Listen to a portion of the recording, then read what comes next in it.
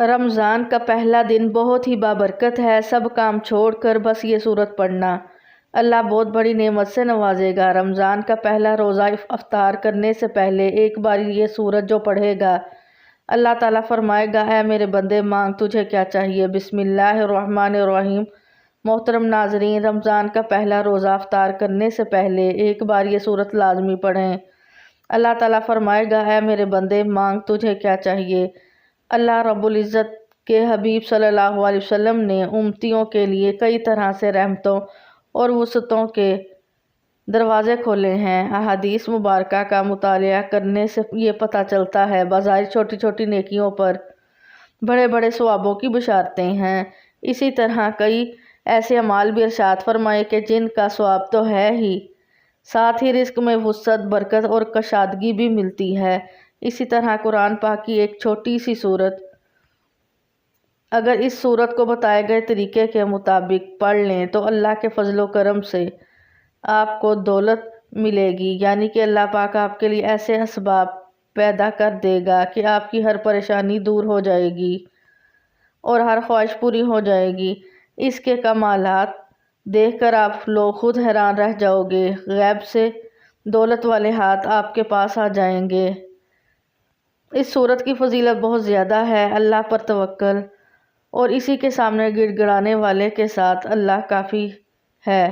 وہی دہشت زدہ کو امن نصیب فرماتا ہے، طالب کو پناہ دیتا ہے، وہی بہترین ولی اور وہی بہترین مددگار ہے۔ لہٰذا جو بھی اسے اپنا ولی بنائے اسی سے مدد طلب کرے، اسی پر توکل ہو اور مکمل طور پر اسی کی طرف یکسوئی ہو جائے تو اللہ بھی اس کا ولی ہو کر اس کی مکمل حفاظت فرماتا ہے۔ جو صرف اللہ سے ڈرے اور تقوی اختیار کرے اسے ہر دہشت اور ڈر سے امن فراہم کرتا ہے اور اس کی ضرورت کے مطابق ہر مفید چیز مہیا کرتا ہے۔ ناظرین، اللہ پاک جب کرم کرتا ہے تو انسان کی عقل دنگ رہ جاتی ہے اور معجزے کرنے والی ذات صرف اللہ کی ہے۔ بس ہمیں ہر نعمت پر شکر ادا کرنا چاہیے۔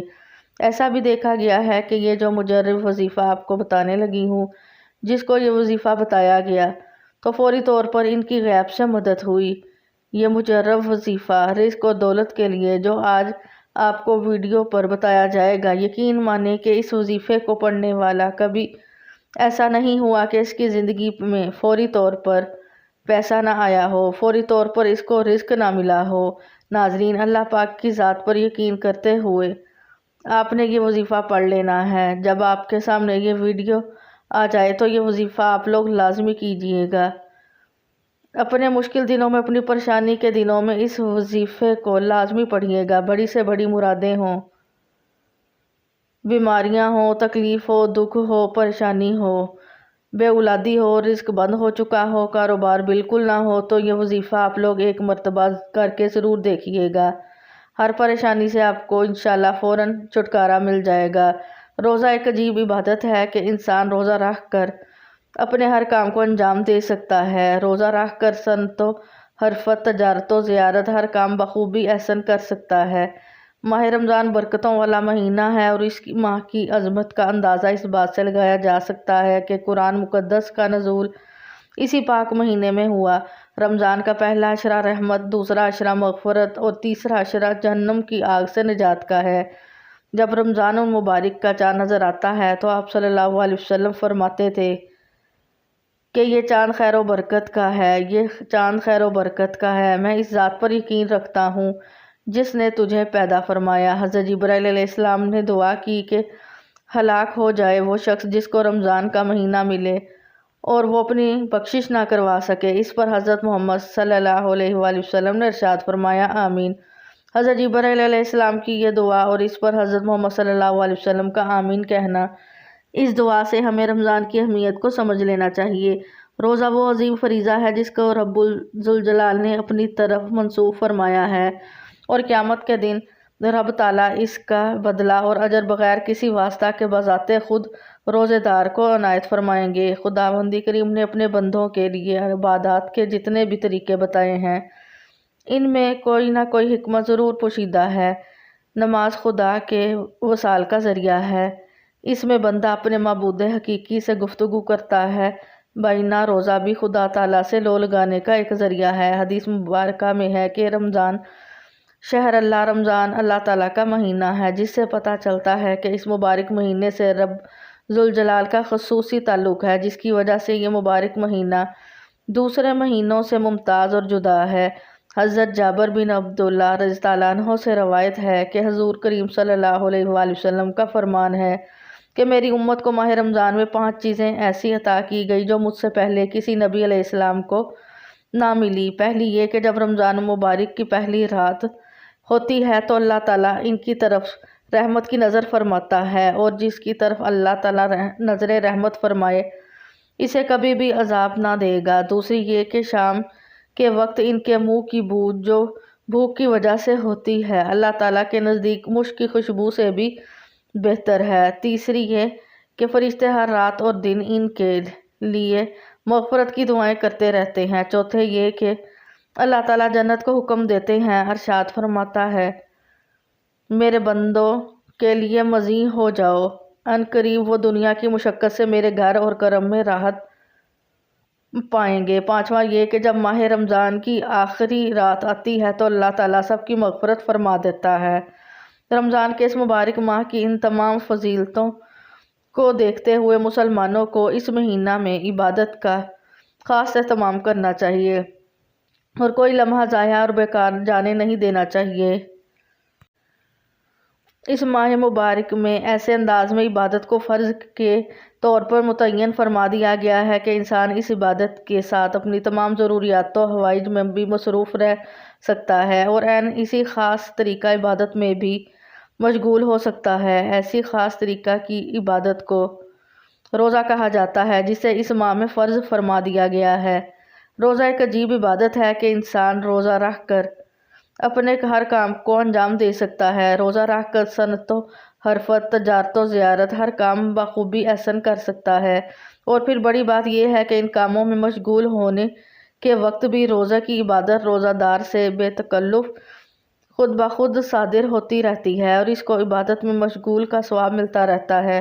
ناظرین، روزے کے ساتھ ساتھ نماز کی بھی پابندی کرنی چاہیے، کیونکہ حضور کریم صلی اللہ علیہ وسلم نے مختلف اوقات میں فرمایا 5 نمازوں کی فضیلت بیان فرمائی ہے۔ فجر اور عشاء کی فضیلت کا ذکر کرتے ہوئے حضرت محمد صلی اللہ علیہ وسلم نے فرمایا، بخاری الصحیح کتاب موقف الصلاۃ باب الفضل صلاۃ الفجر، جس شخص نے ٹھنڈے وقت کی 2 نمازیں ادا کی وہ جنت میں داخل ہوگا۔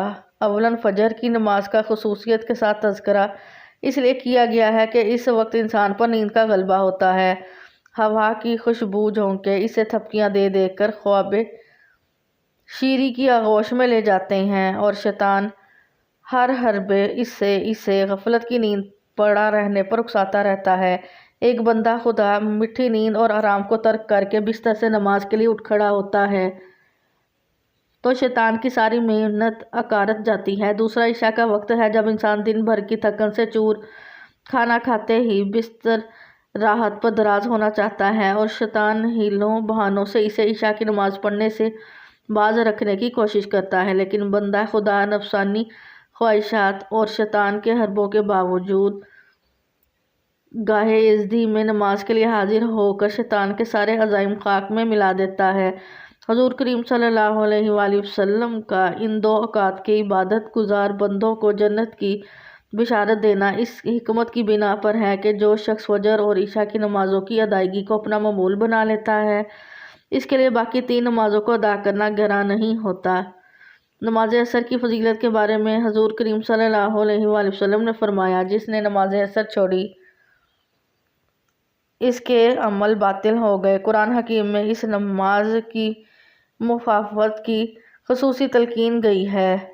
سب نمازوں کی محافظت کیا کرو اور بالخصوص درمیانی نماز کی۔ نبی کریم صلی اللہ علیہ وسلم نے درج ذیل حدیث مبارکہ میں فجر اور عصر کی نمازوں کو پابندی کے ساتھ ادا کرنے والوں کو ناز دوزخ سے رہائی کی بشارت عطا فرمائی۔ جس نے سورج کے طلوع ہونے سے قبل اور اس کے غروب ہونے سے قبل یعنی فجر اور عصر کی نماز ادا کی وہ ہرگز آگ میں داخل نہیں ہوگا۔ اسی طرح پنجگانہ نماز کی فضیلت کے متعلق حضور کریم صلی اللہ علیہ وسلم نے فرمایا، तुम गुनाह करते रहते हो और जब सुबह की नमाज पढ़ते हो तो वो इन्हें धो देती है, फिर गुनाह करते रहते हो और जब नमाज ज़ोहर पढ़ते हो तो वो इन्हें धो देती है, फिर गुनाह करते हो और जब नमाज असर पढ़ते हो तो वो इन्हें धो देती है, फिर गुनाह करते रहते हो और जब नमाज मगरिब पढ़ते हो तो वो इन्हें धो देती है, फिर गुनाह करते रहते हो जब नमाज ईशा पढ़ते हो तो वो इन्हें धो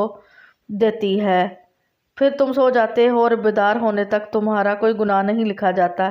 कहते हैं कि जब रमज़ानुल मुबारक के दिन करीब आते हैं तो रहमत इलाही के इश्तियाक में रसूल अल्लाह सल्लल्लाहु अलैहि वसल्लम की तड़प बढ़ जाती थी। रमज़ान के 2 माह बेशतर रजब से आप सल्लल्लाहु अलैहि वसल्लम के यहाँ रमज़ान का तज़किरा शुरू हो जाता है।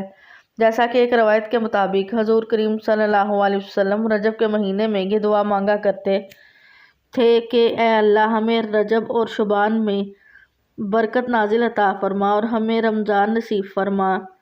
जब रसूल अल्लाह सल्लल्लाहु अलैहि वसल्लम शुबान के महीने में दाखिल होते तो ये शौक़ मज़ीद बढ़ जाता और शब रोज़ गोया रमज़ान जैसा रंग इख्तियार कर लेते। आप सल्लल्लाहु अलैहि वसल्लम की तड़प का अंदाज़ा इस हदीस से है जिसमें हजूर सल्लल्लाहु अलैहि वसल्लम ने रमज़ान के इंतज़ार में शुबान के दिन गिन गिन कर गुजारने की ताकीद फरमाई। हज़रत अब्दुल्ला बिन उमरू बिन अल-असाल रज़ियल्लाहु अन्हु से मरवी है कि हजूर करीम सल्लल्लाहु अलैहि वसल्लम ने फरमाया कि अफ्तार के वक्त रोज़ादार की दुआ को रद्द नहीं किया जाता।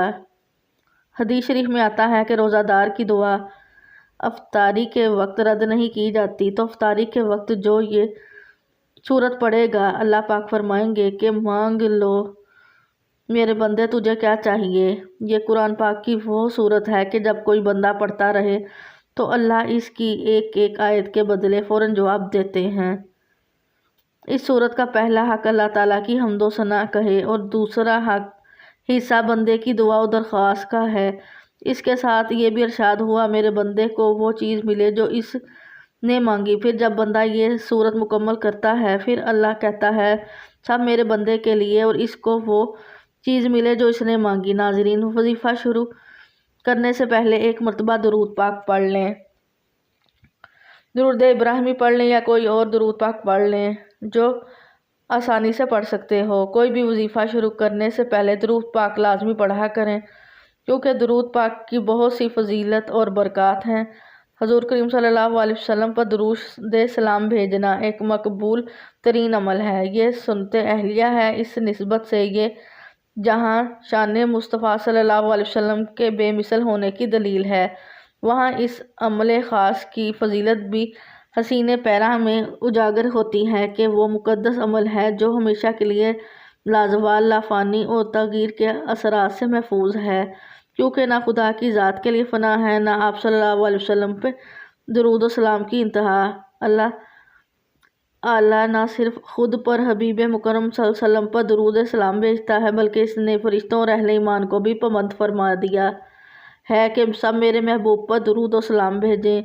इसलिए कुरान हकीम में इरशाद बारी ताला है, बेशक अल्लाह और इसके सब फरिश्ते नबी करीम सल्लल्लाहु अलैहि वसल्लम पर दुरूद भेजते रहते हैं। ऐ ईमान वालों, तुम भी इन पर दुरूद भेजा करो और खूब सलाम भेजा करो। तरह दुरूद सलाम के फ़ज़ाइल और दीनी दुनियावी मकासद के हसूल में इसकी बरक़ात मुस्तनद रवायात से साबित हैं। हजूर करीम सल्लल्लाहु अलैहि वसल्लम ने फरमाया, मेरे पास अल्लाह ताला की तरफ से आने वाला और अर्ज़ किया, या रसूलुल्लाह सल्लल्लाहु अलैहि वसल्लम, जो आप सल्लल्लाहु अलैहि वसल्लम का उम्मती मुझ पर एक बार दुरूद शरीफ पढ़ेगा, अल्लाह ताला इसके बदले इस उम्मती पर 10 रहमतें नाजिल फरमाता है और इसके 10 दर्जात बुलंद करता है, इसके लिए 10 नेकियां लिख देता है और इसके 10 गुनाह मिटा देता है। दुरूद व सलाम एक ऐसा महबूब व मकबूल अमल है जिससे गुनाह माफ़ होते हैं, शफा हासिल होती है और दिलो जान को पाकीज़गी हासिल होती है। पढ़ने वाले के लिए सबसे बड़ी सादत यह है कि इसे हजूर करीम सल्लल्लाहु अलैहि वसल्लम बासो नफीस सलाम के जवाब से मुशर्रफ फरमाते थे। इससे बढ़कर ये सलातो सलाम किसी सूरत में किसी और मरहले पर भी काबिल रद्द नहीं, बल्कि ये ऐसा अमल है जो अल्लाह ताला की बारगाह में ज़रूर مقبول ہوتا ہے۔ اگر نیک پڑھے تو درجے بلند ہوتے ہیں، اور اگر فاسق و فاجر پڑھے تو نہ صرف یہ کہ اس کے گناہ معاف ہوتے ہیں بلکہ اس کا پڑھا ہوا درود و سلام بھی قبول ہوتا ہے۔ اس لیے کوئی بھی وظیفہ شروع کرنے سے پہلے درود پاک لازمی پڑھا کریں، اور ایک مرتبہ میرے ساتھ بھی پڑھ لیں درود پاک تاکہ ثواب ہو۔ اللہم صلی علی سیدنا محمد وعلی آل محمد کما صلیت علی ابراہیم وعلی آل ابراہیم انک حمید مجید۔ اللہم بارک علی محمد وعلی آل محمد کما بارکت علی ابراہیم وعلی آل ابراہیم انک حمید مجید۔ ایک مرتبہ درود پاک جب پڑھ لیں تو اس کے بعد پہلا وظیفہ جو آپ نے پڑھنا ہے وہ اللہ تعالیٰ کا یہ نام ہے، یا رحمان یا رحیم، یا رحمان یا رحیم، یا رحمان یا رحیم۔ اس کو آپ 41 مرتبہ پڑھ لیں۔ یہ وظیفہ پڑھنے کے بعد قرآن پاک کی ایک سورت پڑھ لیں۔ یہ سورت فاتحہ الحمدللہ رب العالمین الرحمن الرحیم مالک یوم الدین ایاک نعبد و ایاک نستعین اہدنا الصراط المستقیم صراط الذین انعمت علیہم غیر المغضوب علیہم ولا الضالین آمین۔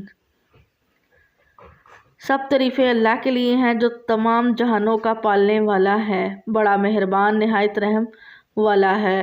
جزا کے دن کا مالک، ہم تیری ہی عبادت کرتے ہیں اور تجھ ہی سے مدد مانگتے ہیں۔ ہمیں سیدھا راستہ دکھا، ان لوگوں کا راستہ جن پر تو نے انعام کیا، نہ کہ ان پر جن پر تیرا غضب نازل ہو اور وہ گمراہ ہوئے۔ تو ناظرین، اس سورت کو آپ افطاری کے وقت لازمی پڑھیں۔ چھوٹی سی سورت لیکن اللہ پاک بہت زیادہ خوش ہوں گے۔ دنیا کی جو چیز مانگیں گے، جو کامیابی مانگیں گے، انشاءاللہ آپ کو ملے گی، آپ کی دعا ضرور قبول ہوگی۔ تو جب یہ روزہ افطار کرنے لگیں تو افطار کرنے سے پہلے 7 مرتبہ یہ سورت لازمی پڑھیں، پورے دل سے پڑھیں۔ انشاءاللہ اللہ پاک آپ کے دسترخوان کو وسیع سے وسیع کر دیں گے، دنیا کی ہر نعمت سے آپ کو مالا مال کریں گے۔ یہ سورت ایک ہے جو ہر مسلمان کو مانگنی چاہیے۔ رسول اللہ صلی اللہ علیہ وسلم نے فرمایا کہ قسم ہے اس ذات کی جس کے قبضے میں میری جان ہے کہ سورۃ الفاتحہ کی نظیر نہ تو تورات میں نازل ہوئی، نہ انجیل میں، اور نہ زبور میں، اور نہ ہی خود قرآن کریم میں کوئی دوسری سورت اس کی مثل ہے۔ رسول اللہ صلی اللہ علیہ وسلم نے فرمایا کہ قرآن کریم کی سب سورتوں میں عظیم ترین سورت الحمدللہ رب العالمین ہے۔ مشائخ نے لکھا ہے کہ اگر سورۃ الفاتحہ کو ایمان و یقین کے ساتھ پڑھا جائے تو ہر بیماری سے شفا ہوتی ہے۔ ایمان و یقین کے ساتھ پڑھا جائے تو بے شمار رزق ملتا ہے، ہر دعا قبول ہوتی ہے۔ اور آپ بھی اس عمل کو، اس سورت کو روزہ افطار کرتے وقت لازمی پڑھیں۔ اس کے بعد وہی درود پاک پڑھ لیں جو وظیفہ شروع کرنے سے پہلے پڑھا تھا۔ ناظرین، یہ وظیفہ آپ کی قسمت کو چمکا دے گا، آپ کی مشکل کو ختم کر دے گا، اور رزق کے ایسے وسائل پیدا ہوں گے کہ آپ نے کبھی سوچا بھی نہ ہوگا۔ نماز کی اہمیت اس سے پتہ چلتا ہے کہ اللہ رب العزت نے سب احکام اپنے حبیب صلی اللہ علیہ وسلم کو زمین پر بھیجے۔ جب نماز فرض کرنی منظور ہوئی تو حضور صلی اللہ علیہ وسلم کو اپنے عرش عظیم پر بلا کر اسے فرض کیا اور شب اسراء یعنی معراج کی رات میں یہ تحفہ دیا۔ ترجمہ کہ بے شک نماز مومنوں پر اپنے مقرر وقت میں ادا کرنا فرض ہے، کہ نماز قائم کرو اور زکوٰۃ دو۔